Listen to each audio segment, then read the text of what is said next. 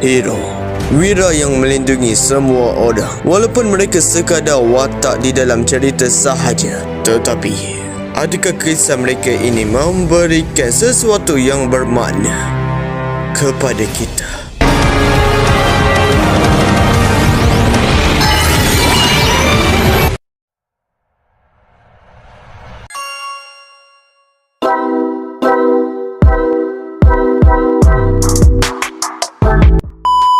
Adakah kau rasa Toei ni macam malas nak memberikan development yang sangat lebih kepada side character yang membuatkan mereka ini tanpa kisah lalu yang sangat bagus juga membuatkan mereka terpilih untuk menjadi Kamen Rider. Contohnya macam watak Hikaru inilah kan, kat series Kamen Rider Rebirth. Watak Hikaru ni bagi aku biasa dan boleh dikatakan tak layak pun, tapi dapat menjadi Kamen Rider over Demons. Jadinya, adakah kalau mereka menggunakan konsep sebegini lagi, hal ini memang memberikan efek yang sangat teruklah dengan series tersebut? Dia terpilih menjadi Kamen Rider sebab latar belakang dia punya tekad ingin menolong seseorang dan lain-lain. Tapi cerita sekarang, dia macam mana? Dia sebagai seorang penjual pisang goreng pun boleh jadi Kamen Rider dengan tidak mempunyai sebab yang kukuh pun agak kacau. Dia macam sekarang Toei ni macam terdesak pun ada juga. Untuk penjualan item mainan lah kan. Iya. Jadinya kita kena terima sahajalah kan apa yang telah diberikan kepada kita, tapi kita sebagai penonton pun ada hak lah untuk memberikan pendapat kita juga. Jadi ni kat sini saya rasa untuk universe Ultraman juga lah kan. Sekarang ni dia punya watak ni bagi aku sangat okey sahaja je. Tapi untuk watak daripada Asumi Kanata ni, kalau diorang kekalkan watak dia ni biasa sahaja, adakah boleh katakan memberikan kesan efek juga ke jalan cerita? Mungkin untuk episod awal kot. Untuk masa episod pertengahan dah okey-okey je. Tapi harapnya Asumi Kanata ni tak menjadi macam Smile lah. Takutnya boleh katakan dia terlalu menjadi ceria sangat sampaikan dia punya aura main character tersebut hilang lah macam tu. Ya, macam mana kita tengok Asumi Kanata pun dah agak cenderung ke sesiapa saja yang boleh jadi Ultraman. Kan Asumi Kanata ni dia cuma orang biasa kan, latar belakang dia masih tak orang cakap gelap lah, di mana dia masih ada keluarga, dia masih ada ibu bapa dia, cuma ibu bapa dia pergi ke Marik. Dan tapi apa yang menyebabkan dia jadi Ultraman tu sebabkan tekad dia ingin menolong orang. Itu sebab dia terpilih menjadi Ultraman Deca. Kalau untuk Hikaru tu ya dipilih macam tu je, tanpa alasan yang kukuh. Itu je yang bagi saya Kanata ni layaklah jadi Ultraman dibandingkan dengan Hikaru yang jadi Kamen Rider. Kat sini pun boleh katakan pelik tau. Walaupun tekad yang sangat tinggi juga Kanata untuk melindungi dunia, secara tiba-tiba Ultraman Deca muncul macam tu je. Seperti apa yang aku pernah tengoklah pembahasan kau tentang Ultraman Deca episod 1 tu, kau pun rasa pelik kenapa secara tiba-tiba Ultraman Deca muncul macam tu je, macam tak ada angin, tak ada ribut, tiba boleh muncul kat hadapan Asumi Kanata ini. Dan ramai netizen berpendapat bahawa Ultraman Deca ni datang daripada masa hadapan dan mungkin berkait rapat dengan Asumi Kanata ini juga. Ya, yang tu kurang tahu saya. Kalau Deca tu adalah Asumi Kanata dari masa depan, dah betul-betul plot twist sangat tu. Cuma macam mana kalau identiti Ultraman Deca ya saya masih kurang tahu. Bukannya disebabkan dia ada logo galaksi, dia dikelar sebagai digelarkan sebagai Ultraman masa depan. Kau rasa penulis daripada series Ultraman Deca ini akan gunakan konsep yang sama seperti di series Ultraman Dyna, iaitu kan ayah Dyna adalah Ultraman Dyna. Jadi ni kat sini boleh katakan adakah ibu bapa Asumi Kanata ini akan berkait rapat juga dengan Ultraman Deca inilah. Mungkin secara tiba-tiba salah satu daripada ibu bapa Asumi Kanata ini adalah Ultraman Deca. Tapi untuk pendapat aku sendiri pun macam tak logik juga Ya, mungkin je sebabnya apa kan memang Asumi Kanata cakap sendiri di episod 1 yang ibu bapa dia pergi ke Marik. Tapi kita tak tahu apa yang terjadi pada ibu bapa dia kat Marik selepas Sphere menyerang Marik. Kemungkinan benda tu boleh terjadi. Tapi bagi saya teori tu masih belum kukuh lagi lah. Kita kena tengok minggu depan macam mana. Kita pun tak tahulah apa yang akan terjadi kat series Ultraman Deca ini. Mungkin betul spekulasi netizen atau tidaklah betul. Ya. Kalau aku tengok sekarang ni pun Ultraman Deca ni macam lebih kepada episod filler ya, berbanding kepada episod yang lebih berfokus kepada Asumi Kanata ini. Untuk pendapat aku sendirilah. Tapi jauh lebih bagus daripada Ultraman Trigger kan, di mana Ultraman Trigger tu hanya berfokus pada trio ni je, trio buat masalah, iaitu si Smairu, Akito dengan Yuna. Kan kalau untuk Ultraman Deca kan dia lebih fokuskan pada setiap karakter, bukan pada Kanata, Ryumon dengan Ichika je. Dia juga berfokuskan kepada Captain Murahoshi dan Sawa Kaizaki, lepas tu Asakage. Lagi bagus buat macam tu daripada bagi 3 orang saja character development. Bagi aku konsep tersebut dah sangat okey.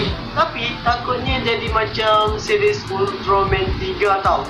Ultraman 3 tu walaupun banyak episod tapi lebih kepada banyak filler dan membuatkan watak Ultraman 3 ni terlalu dipinggirkan sangatlah untuk pendapat aku sendiri.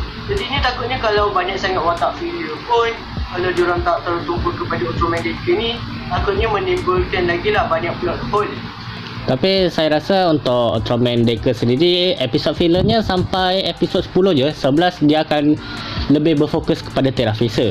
Dan satu lagi, apa yang Seviati Sasu cakapkan tadi tentang Ultraman 3 memang ada betulnya juga.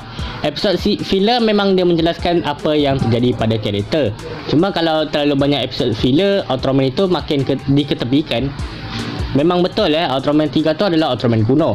Tapi 50 episod dia tak jelaskan tentang Ultraman 3. Jadi itu je yang agak macam mana. Nak dibanding dengan Ultraman Trigger ni, Ultraman 3 lah untuk pendapat aku sendiri lebih bagus lah. Ya. Kalau nak cakap tentang episod filler, Ultraman Trigger tak ada. Cuma nak cakap tentang identiti Ultraman tu, kedua-duanya sama.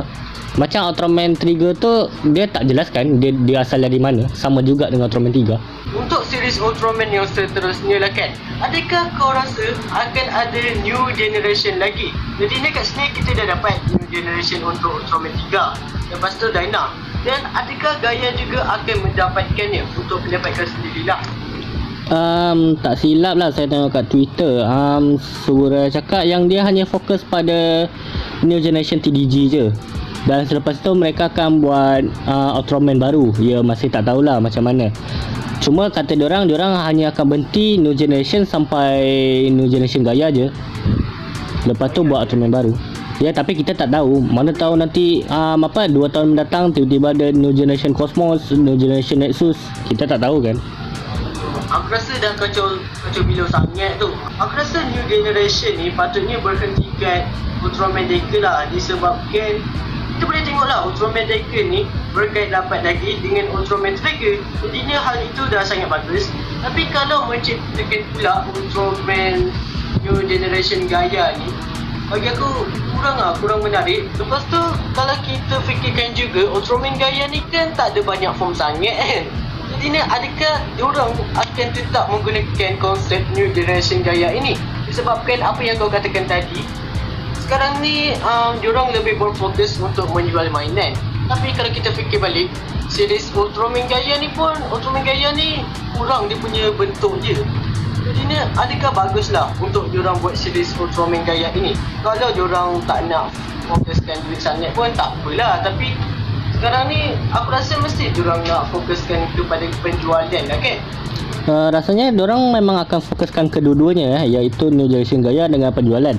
Cuma New Generation Gaia di sini akan jauh berbeza daripada Ultraman Gaia, di mana diorang akan tambahkan lebih form untuk New Generation Gaia. Kan kalau contohnya kita tengok Ultraman 3 di series tu dia ada 4 je, iaitu Multi, Power, Sky dan Glitter. Kalau Ultraman Trigger tu dia banyak kan. Dia ada Ultraman Trigger Multi Type, Power Type, Sky Type, Trigger Dark. Lepas tu ada Glitter Trigger. Lepas tu ada Glitter Trigger Eternity. Lepas tu Trigger Truth, Glitter Trigger Truth. Banyak kan. Ultraman Dyna pun aku tak sangka boleh katakan Ultraman DK ini akan lebih banyak form lah berbanding Ultraman Dyna ini. Sekarang pun dah ada bocoran tentang semua form Ultraman Deca. Dia ada 6 tak silap. 5. Iaitu Deca Flash Type, Strong Type, Miracle, Dynamic dengan Dinos. Dinos tu bukan Ultraman baru Ya, katanya dia akan bergabung. Mirip ni lah, Trigger Dark bagi kekuatan kepada Ultraman Trigger. Kan jadi Trigger Truth kan. Okey, kita faham sahajalah kalau Subaraya ni nak buatkan new generation lagi. Tapi kalau terus berkekalan, takutnya membuatkan para tokoh fans macam bosan lah dengan konsep tersebut. Kau rasa macam mana? Adakah korang patut teruskan je konsep new generation ni sampai tamat? Konsep new generation mungkin kebanyakan orang agak bosan. Cuma ya macam saya, diorang macam mana diorang membuat baru Ultraman yang dulu. Contoh macam Ultraman 3, Dyna, Gaia. Cuma diorang ada letak benda yang baru dekat new gen Ultraman yang diorang buat tu. Contoh macam Ultraman ni lah, diorang macam tambahkan sikit lah, macam form, ada senjata. Kan untuk membezakan lah Ultraman new gen yang diorang buat dengan Ultraman yang dulu. Kan kalau macam Ultraman 3 dia tak pakai senjata, tapi Trigger pakai senjata. Nah, Dyna formnya tak banyak, tapi Deca formnya banyak. Nah, kat sini pun aku nak tanya kau lah, kalau kau dapat membuat series tokusatsu kau sendiri, kau nak buat macam mana? Series tu lebih kepada dark ke? Dan kau punya main character nak buat macam mana juga? Kalau boleh nak buatnya yang seriusnya gelap lah, mirip Ultraman Nexus atau Kamen Rider Amazon lah. Oh, series yang sebegitu Adakah kau rasa kalau kau dapat buat series yang dark sebegitu, menarik ramai lagi perhatian penonton? Rasanya iya kot, sebab zaman sekarang, sebagai contoh kan Ultraman Nexus, dulu kan waktu dia tayang tak ramai sangat yang tonton. Tapi bila dah masuk tahun-tahun sekarang, Ultraman Nexus dah ramai diingati, ramai yang tahu. Itu sebab saya buat cerita. Betul juga. Jadi ni kat sini pun boleh katakan ramai orang zaman sekarang ni lebih mengharapkan series yang lebih dark lah. Dan adakah kau rasa series yang lebih friendly sekarang ini macam kurang menarik lah, atau macam dah bosan tengok series yang sebegini je? Terpulang pada penonton. Kan kebanyakan kan untuk cerita-cerita tokusatsu zaman sekarang kan lebih menarik penonton kanak-kanak kan. Kan kalau iya, kan kalau kalau ceritanya dark itu kanak-kanak tak boleh tonton, tapi lebih merujuk kepada orang remaja dan dewasa. Tapi jangan terlalu dark sangat lah, sebab takutnya buatkan series untuk zaman sekarang ni macam terlalu horror sangat untuk pendapat aku sendirilah. Itu terpulang kalau dia nak target penonton remaja dengan dewasa, rasanya okey je kalau dark sangat. Tapi untuk kanak-kanak tak digalakkan lah, takutnya kes dia sama macam Ultraman Nexus. Okey, kalau untuk macam konsep series yang kau nak buat, macam mana? Kategori ceritanya dark, science fiksi dan karakter-karakter di dalam cerita itu berfikiran realistik. Berfikiran realistik tu macam mana? Aku masukkan macam mana dia fikir 2-3 kali lah sebelum dia buat sesuatu. Oh, jadi ni kat sini boleh katakan bukan sekadar tertumpu kat satu perkara macam tu je. Ya, dia macam mana contoh berlakunya satu kejadian, dia akan fikir macam mana macam ada raksasa, dia akan fikir cara yang terbaik untuk buatkan raksasa tu lenyap sepenuhnya. Jadi macam dia tak nak raksasa tu muncul lagi. Oh, faham macam tu. Jadi dekat sini kalau kita tertumpu lah kat series Ultraman jugalah kan, selalunya ada Ultraman yang mahu mencari jalan untuk macam menenangkan raksasa tersebut.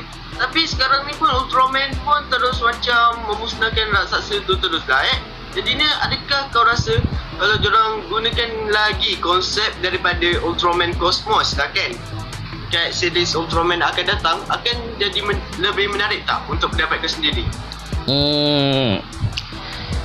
Rasanya biar buat series Ultraman lain lah dibandingkan Cosmos, sebab memang Ultraman Cosmos tu disukai oleh kanak-kanak tapi tak untuk remaja dan dewasa. Sebabnya Ultraman Cosmos pernah dikritik Ultraman yang terlalu lemah lembut. Baik sangat. Ya. Oh, lemah lembut. Itulah, aku rasa mungkin disebabkan perwatakan yang sebegitu, mungkin itu adalah kekurangan lah kat series Ultraman Cosmos ini. Jadi ni apa lagi yang kau nak letakkan lagi kat series Tokusatsu kalau kau dapat buat lah kat masa akan datang? Nak karakternya saling tak percaya sesama sendiri. Oh, jadi ni boleh katakan diorang ni ada persaingan ke apa? Macam mana mungkin diorang macam mana diorang mungkin ada masalah kepercayaan disebabkan latar belakang diorang agaknya. Jadi ni kau memang akan lebih fokuskan lah, tapi harap ni persaingan tersebut taklah macam dipaksakan sangat lah Ya, tak macam si Reprise. Reprise tu dah macam apa lah kan.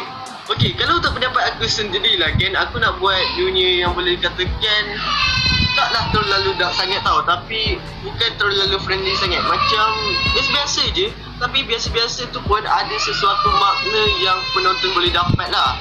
Lepas tu, aku punya main karakter aku nak buatkan macam karakter yang tenang, dan dia pun kalau nak tunjukkan kebaikan, dia pun bukan tunjukkan sangat. Macam Dia ni jenis yang membuat sesuatu perkara tu, tapi dia tak terlalu menunjukkan sangat kat orang ramai. Seperti contohlah kat series Kamen Rider. Kamen Rider aku nak buatkan Kamen Rider tu dia jadi Kamen Rider, tapi dia buatkan identiti dia ni rahsia sahaja. Macam konsep Ultraman jugalah kalau aku nak ambil ni.